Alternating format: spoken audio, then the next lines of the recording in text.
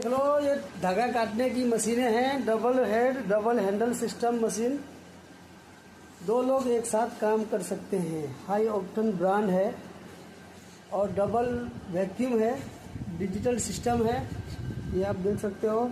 और ब्लेड का, कटर का, ये सब देखो नॉइस फ्री है। नॉइस फ्री मतलब आवाज़ नहीं आएगा इसमें।